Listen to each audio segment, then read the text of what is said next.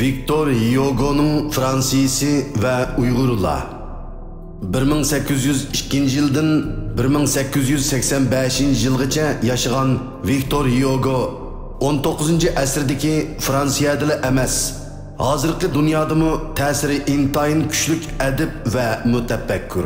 U o'zining ilg'or ideyalari va insonparvarlik tashabbuslari bilan erkinlikka intilguchi kishilarning yuksak so'ygisiga erishgan. Victor Hugo'ning Uyg'urchaga tarjima qilingan asarlaridan Xorlanganlar va Buvi Maryam Cherkovi nurg'un Uyg'ur o'qirmanlarga ma'lumliq. Danglik Fransuz mutafakkiri va yozuvchisi Victor Hugo'ning 1855 yillardan boshlab yozilishga boshlagan Fransuz adabiyotining birdan-bir haqiqiy dostoni sifatida qabul qilingan mashhur asrlarning rivoyati nomli asrida Allah, İslam, Qur'on oyatlari va Hazrati Muhammad sallallohu alayhi va sallam haqida bir qator she'rlarining bo'lganligi uzundan beri ma'lum.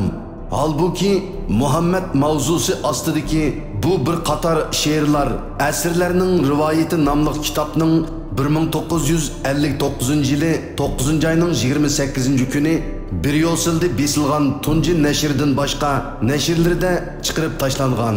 Faqat 1985 yili Fransiya Davlatlik ilmiy tadqiqot markazi Victor Hugo'ning vafotidan 100 yil keyin uning Muhammad alayhissalom nomi berilgan bir juri she'rlarini qayta e'lon qilgan.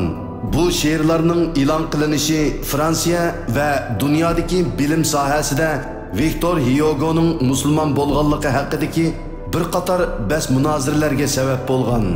Yaqinqi zamonlarda Victor Hugo haqidagi tadqiqotlari va asarlari bilan tonilgan Fransuz adabiyot tanqidchisi Henri Guillemot'ning Hugo nomli asrida Victor Hugo haqida inchki tafsilotlar berilgan bo'lib, Victor Hugo'ning tövendeki so'zlariga alohida yer berilgan. Men o'zimni tonimayman. O'zimga yotman.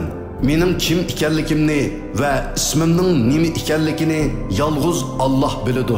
Victor Hugo'ning ikki o'g'lining va o'g'il navirlarining Xristian an'anasi bo'yicha cho'qindirilmaganligini va vafotidan keyin Xristian odatlari bo'yicha dafn qilinmaganligini eskartgan Henri Guillemot Victor Hugo'ning qarallik holda o'z uyida yo'shirin ibodatlar bilan shug'ullanganligini yozdi. Henri Guillemot'ning kitobidagi tafsilotlar va Victor Hugo'ning Muhammad alayhissalomga atab yozgan marsiyasidagi hissiyot cho'nqurligi kishilarni uning musulmonligi haqidagi so'zlarining rostligi to'g'risida o'ylantirdi.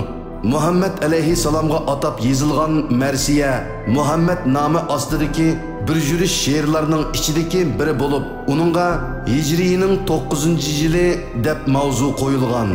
She'rning fransuz tisining to'limi esil bir asar ekanligida hech shak yo'q. Victor Hugo bu qasidasida Muhammad alayhissalomning tug'ilishidan tortib vafotigacha bo'lgan hayotini, bo'libmi uning umrining oxirgi yillarini to'limi nafis til bilan tasvirlaydi. U payg'ambarning insoniy taraflarini, shundaqla Allohning elchisiga xos o'zgachiliklarini yoritib berishga tirishadi.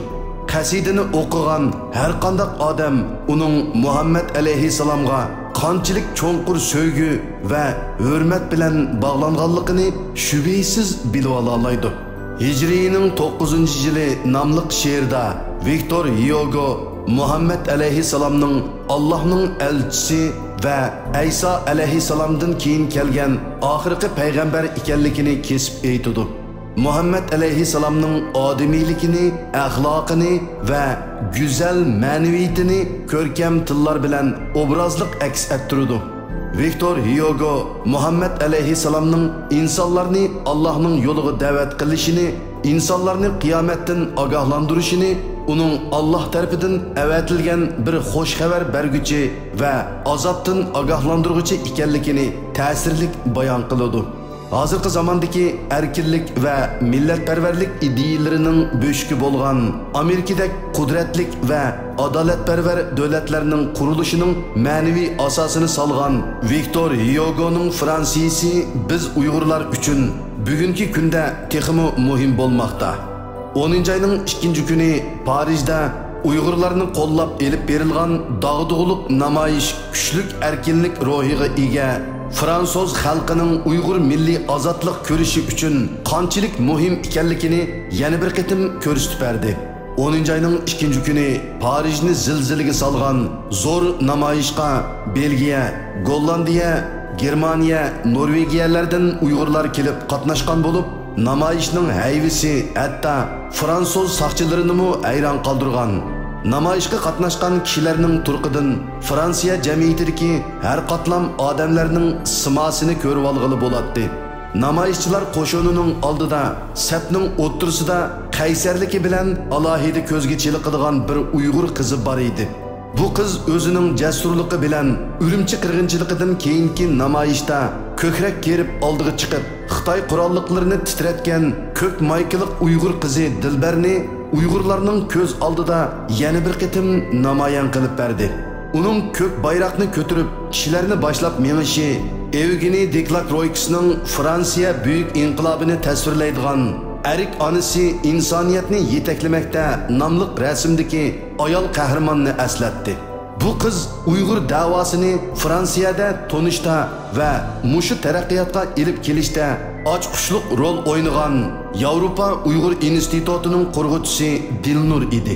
Uyg'urlar uningdan faxrlandi. Uningga aprin o'qidi. Fransuzlar uning jasoratidan ta'sirlandi. Uyg'urlardan haqiqatan qahramonlar ko'p chiqdi.